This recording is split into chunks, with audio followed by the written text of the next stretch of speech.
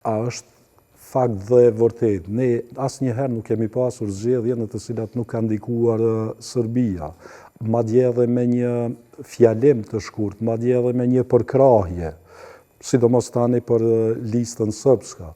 Në anën tjetër, t'ju them të drejtën, edhe Kurti nuk është që s'ka provuar të ndikojë edhe në Maqedoni edhe në Shqipëri, madje edhe deri në Zvicër. Nuk dua tani që